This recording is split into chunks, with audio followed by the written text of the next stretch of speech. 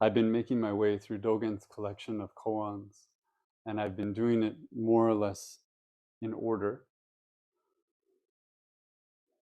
But today we find ourselves just a few days away from the opening, though we've been open for a while, of this temple, Sensouji. So I went searching for something that felt like a fit, something about temples. And what I found on the surface is about temples, and in fact is not about temples.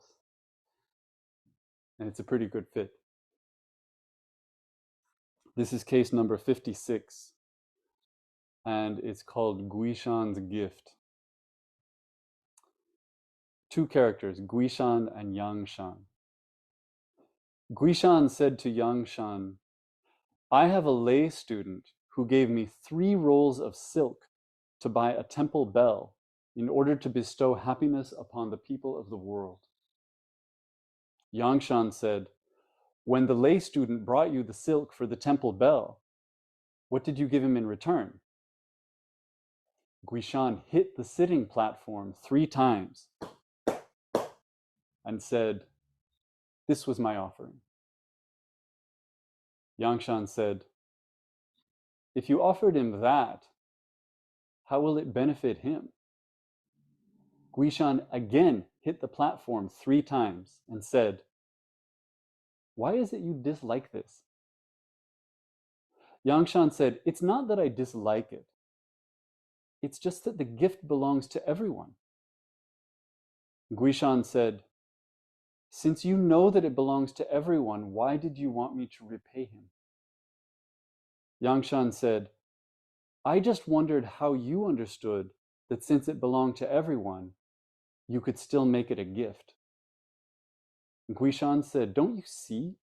The great master Bodhidharma, who came to this land from India, also brought a gift.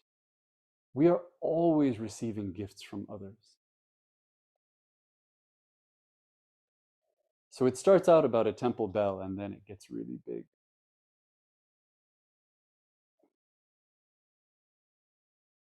Guishan starts just saying, this nice thing that happened. Someone gave him some silk. The idea was I could trade the silk, I can get the money, I can have a temple bell. We hit the bell, everybody's happy. Isn't that great? And Yangshan says, well, what did you give him back? And he just hits the platform. And Yangshan says, what good was that? And Yangshan hits again. And then, and I really think this is interesting about this, usually there's this feeling of the usually two characters, speaking back and forth in this kind of building, obscure way. But this is this great human moment where Yangshan does the very Zen thing. He does it twice. He hits the platform, and then he gets asked for confirmation, so he hits the platform again, and he looks up and he sees Yangshan's face, and he knows this is not going well, right? Yangshan is not going to just bow and say, "Oh, that was really good, the good exchange," right? There's this like cynicism on his face, and Yangshan says, "Why are you not liking this?" Right? We're having the Zen thing. We're doing the thing. And here you don't approve. What's going on? And then Yangshan says, he explains, he says, it's not that I dislike it. Right? It's like, you're doing fine. Hitting the platform, you're doing great.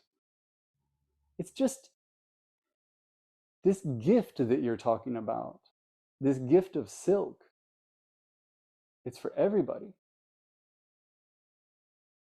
And Guishan says, okay, so you know that. And actually, I know that.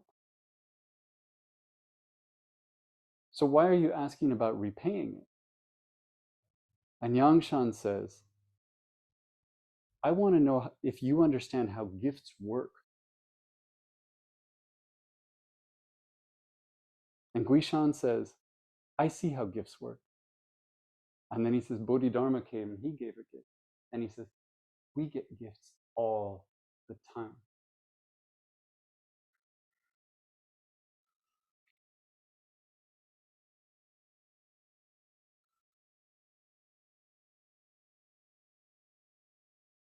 We can start from anywhere to talk about this, but I'll start here.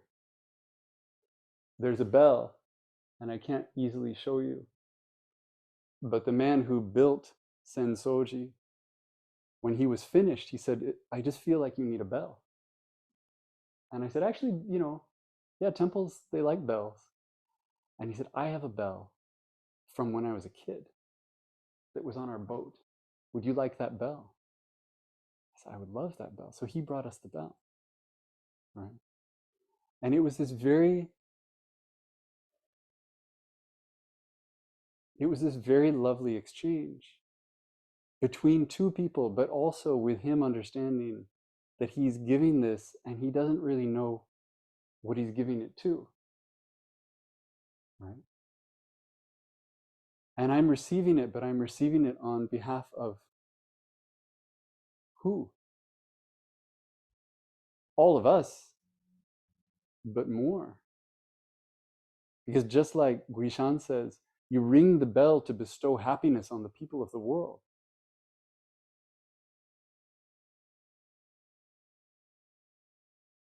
Temple is the same.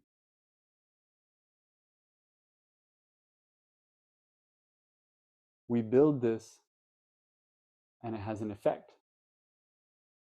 We don't know the effect. We receive it, we watch it, we take part in it.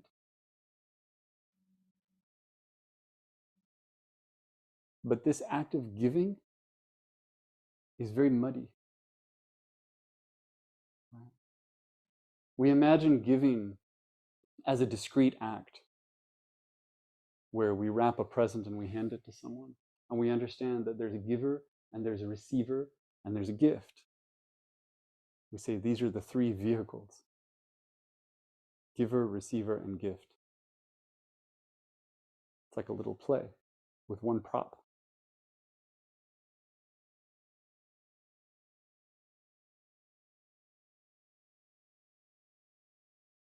But we're also taught that giver, receiver, and gift are the same thing.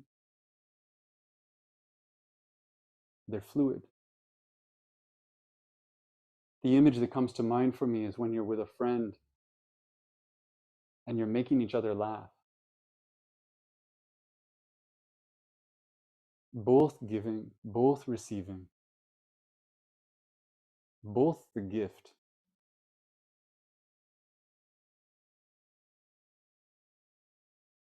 We can see in a moment like that the seed of it, because we see how it doesn't make sense to say that one is one and the other is the other.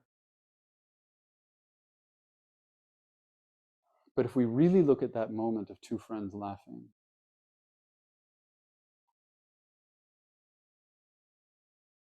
we see that they're also in an act of receiving of so much more, of whatever got them there, of whoever taught them what is funny, of the history between them that makes something funny maybe just for them.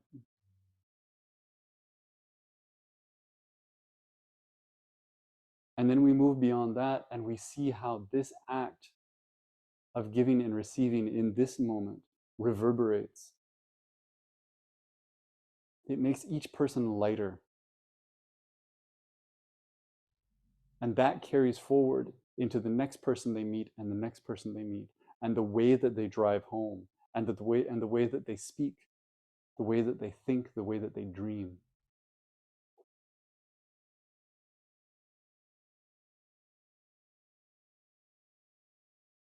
And so in addition to giver, receiver, and gift, we have past, present, and future.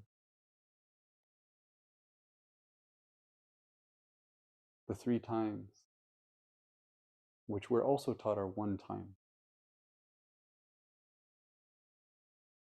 In this koan, there's a gift. And that gift is silk, and that silk is for a temple bell, and that temple bell is for the world.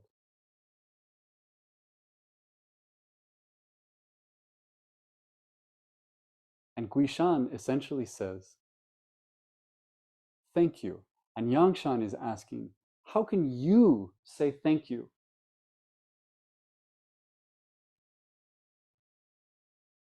to a gift that isn't just for you, to a gift that is for all beings? And essentially, Guishan says, how can I not?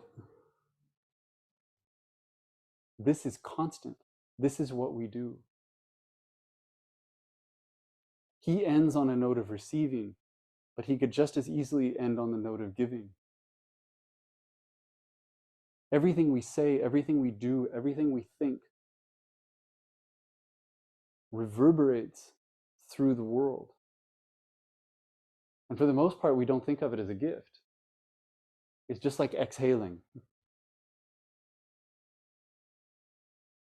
We walk through the world and we leave traces. And unless we see someone gladdened by that or hurt by that,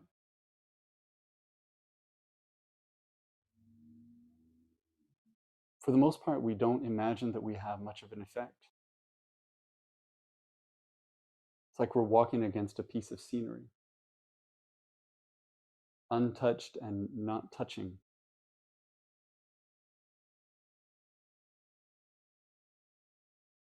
And in the same way, we see ourselves as discrete, as autonomous, as independent. And we forget that the way we feel today is the result of a million factors, the result of every being we've ever met.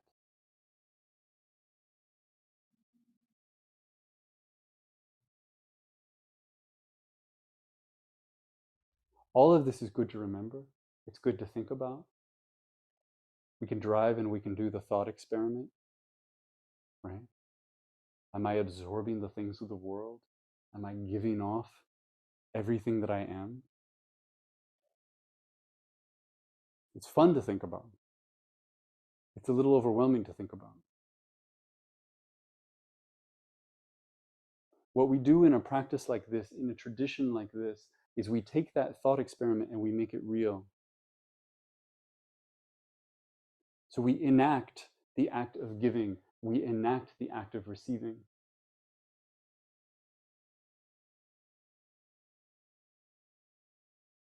When I say hello to the person on the street, I can say hello and I can treat it as nothing, but I can also wrap it up and I can offer it with two hands. And when I do that, it changes me.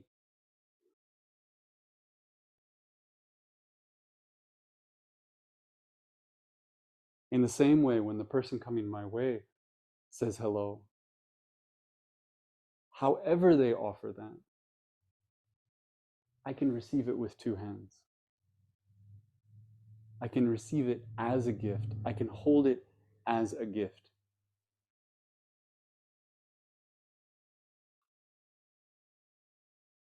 And if I really understand that act of taking it this way, then naturally my next action is that I offer it up again. There's nothing to hold on to. There's no need. Because it's always coming and it's always going. When we eat with oryoki, which we haven't really done in this community, it takes time and it takes the tools and all these things. But what you see always is this, there's this act of receiving. We hold the bowls in a particular way. We offer up, and even as we're offering them up, food is coming in.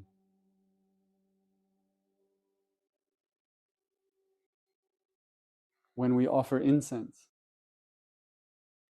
we light it and we receive it, and then we offer it. And then we step back and we bow, and when we bow, are we giving it or are we receiving it?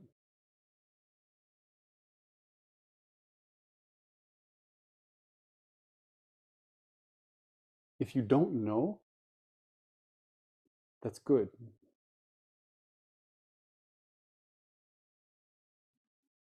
Both are happening. Not 50-50, but 100% and 100%.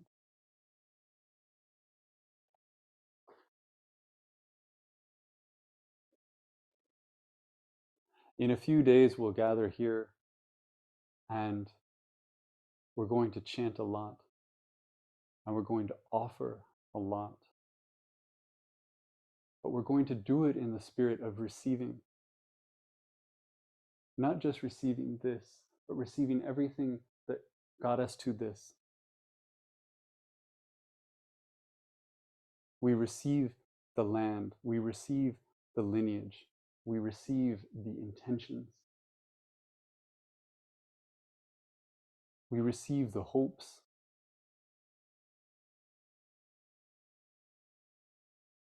and then we offer all those same things back. Not in a targeted way, not to you and you and you,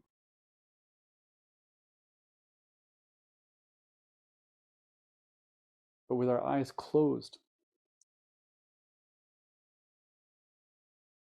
like we're feeding birds blindfolded, just hands out with seeds, letting anyone come and then letting them take that wherever they will.